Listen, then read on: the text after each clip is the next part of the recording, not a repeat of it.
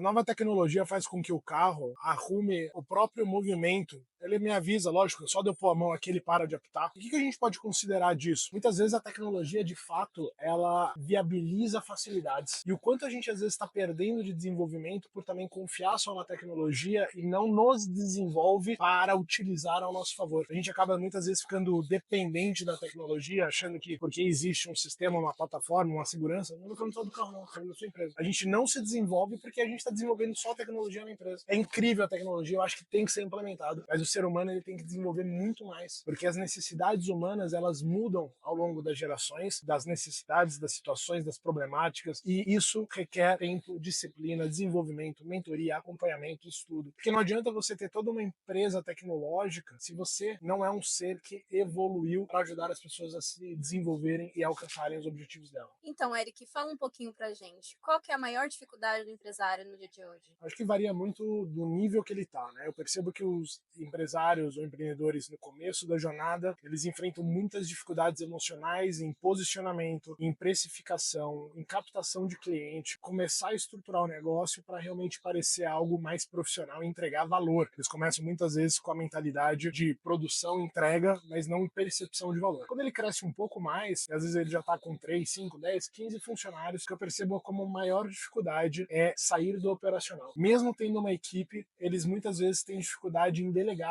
E aí, lógico, isso tem a ver com todo um sistema de crenças, até da nossa própria cultura, de que o olho do dono engorda o gado, ou então Deus ajuda quem cedo madruga, o quero bem feito, faça você mesmo. E aí a gente acaba encontrando essa dificuldade de delegar com eficiência, bem que muita gente não sabe estratégia de delegação, mas mesmo as que sabem, travam, porque o lado emocional delas impede elas, não confiam na capacidade de delegar, acompanhar, sabendo que isso vai melhorar o resultado. E quando a gente já tem uma empresa maior, e muitas vezes o cara, né, o dono, a dona, já saiu do operacional, eu percebo hoje em dia uma dificuldade muito grande no engajamento dos funcionários, principalmente com a nova geração, onde de fato eles querem um time que entregue, mas eles não têm o perfil de liderança necessário para hoje engajar, motivar e desenvolver o funcionário para trazer o resultado que eles tanto querem para a própria empresa. E sobre o engajamento do pessoal no mercado de trabalho, referente a essa nova geração? Muitos empresários vêm relatando essa dificuldade de jovens que estão desmotivados, que não aguentam nenhum tipo de pressão. E de fato existe uma característica dessa nova geração que precisa ser analisada. Criticar o outro por ele não estar fazendo o que a gente quer não é uma solução inteligente, né? É uma terceirização onde a gente está se anulando de olhar para nós e falar assim, tá, o que eu posso fazer em mim para mudar minha liderança, minha condução e tentar melhorar o resultado externo, ou seja, influenciar essa nova geração. Quando a gente pega historicamente, a gente tem que antigamente as pessoas elas se satisfaziam simplesmente com salário. Você pagava um bom salário, essa pessoa estava engajada ou motivada. Com o avanço, a gente começa a perceber que as pessoas começaram a se preocupar muito mais com, por exemplo, plano de carreira, crescimento. E hoje, como não é só o trabalho que viabiliza a riqueza, que antigamente era, ou você trabalhava ou você não trabalhava, hoje em dia você tem investimento, hoje em dia você tem internet, hoje em dia você tem o Uber, você tem outras viabilidades de ganhar dinheiro, essa motivação ela se torna diferente. Eu acho que o empresário ele precisa olhar para o funcionário como um indivíduo, um ser humano sobre responsabilidade para desenvolver. Um dos traços da liderança é o desenvolvimento. E através do desenvolvimento, aquela empresa não se torna só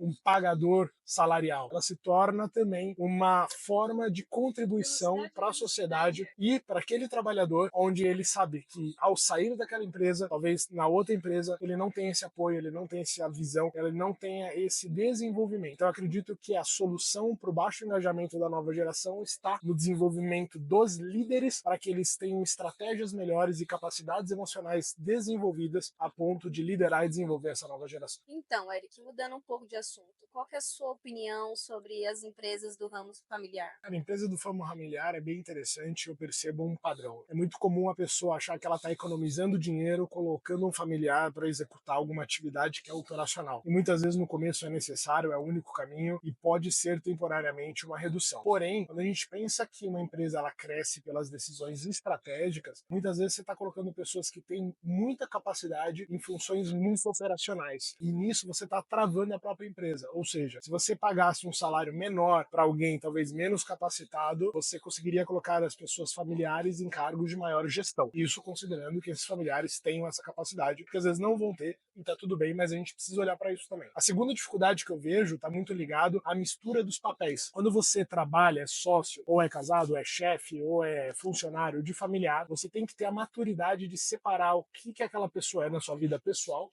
e o que aquela pessoa é dentro da estrutura hierárquica de uma empresa. E esses papéis precisam ser bem definidos, com limites claros, para que a comunicação não seja atrapalhada e, com isso, todo o desenvolvimento da atividade ou da empresa. Ou seja, a gente precisa desenvolver maturidade emocional para definir os papéis, limites, responsabilidades, deveres e, com isso, a empresa funcionar na mesma qualidade que qualquer outra empresa, independente de ser familiar ou não. Por que você decidiu trabalhar com empreendedores? Qual que seria o seu público ideal? Uma ótima pergunta, eu adoro responder ela, porque a resposta parece muito romântica, mas ela é sincera. Desde que eu era pequeno, eu me encanto por esse mundo, eu me questionava por que existia McDonald's em vários países da Europa, onde eu tive a oportunidade de morar na infância, depois na adolescência, e no Brasil e outros países. E outras empresas não cresciam, elas ficavam limitadas àquela região. E ao longo de toda a minha vida, eu fui meio que revendo essa pergunta e buscando estudos e teorias, e eu fui me apaixonando cada vez mais. É muito natural meu querer ajudar o empresário, o empreendedor, desde pequeno, onde eu parava numa cafeteria, perguntava pro dono qual era o sistema que ele utilizava, se ele utilizava a maquininha de cartão, como é que ele estava coordenando algumas coisas. Então, eu sou apaixonado por pessoas que acreditam que podem criar uma forma diferente de servir, de entregar o seu produto, serviço. Cada um de nós é único. Eu acho que essa é uma grande mudança de chave. O que da nossa unicidade faz a nossa empresa ser diferente para o nosso cliente. E eu tenho como propósito de vida ajudar empresários e empreendedores a desenvolver essa percepção e se desenvolver para implementar muito mais qualidade e percepção de valor para os clientes, para os funcionários. E dentro de, lógico, uma gama muito grande de empresários, né, desde o autônomo até o empresário serial com várias empresas, hoje eu tenho optado por ajudar os empresários que faturam de 40 a 200, 300 mil, que possuem de 3 a 15 funcionários, porém ainda estão muito presos no operacional. Eles, infelizmente, têm um sistema de crenças que prende eles e eles não conseguem delegar por crença, por medo, por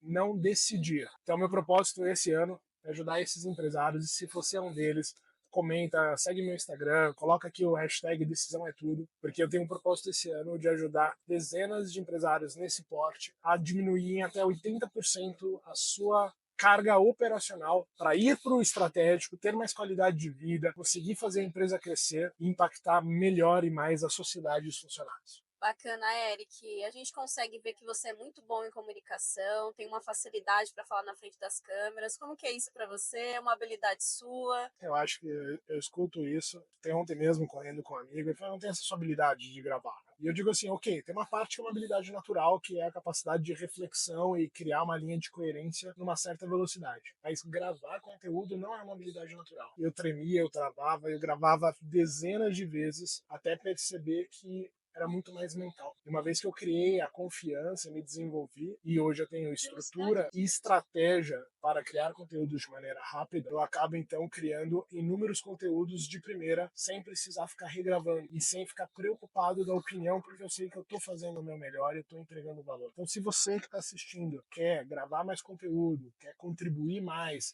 quer aparecer no Instagram como uma estratégia de divulgação, tem como e eu posso te ajudar. E vale muito a pena, porque uma vez que a gente se supera, a autossuperação se torna quase como um vício. A gente quer sempre avançar e se desenvolver e se superar, e é muito prazeroso, e digo mais, ajuda muito mais as outras pessoas, e muitas vezes não é só sobre nós, é sobre o outro.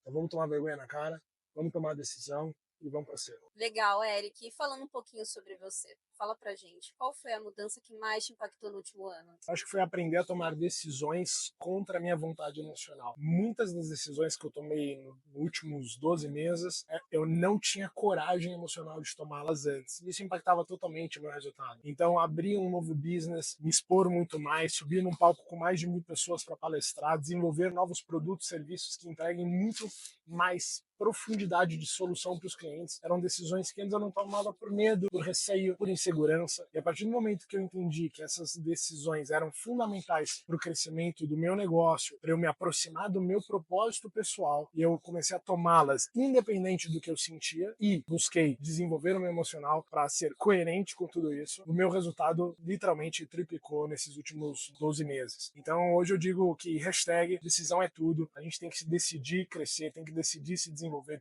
decidir comunicar melhor, falar com o sócio, falar com o líder, empolgar as pessoas, inspirar as pessoas, palestrar, criar conteúdo. Decisão é tudo. E o meu convite para você é sempre decidir o que vai levar você, porque você decidiu como vida ideal. Eu não sei o que você decidiu de casa, de carro, de vida, de propósito, de empresa, de tamanho, mas você sabe. E que decisão você não tá tomando, tá afastando você de alcançar isso. E simplesmente se você tomar mais vergonha na cara, como eu fiz, você vai se aproximar desses resultados. Fica aí a pergunta, hashtag decisão é tudo.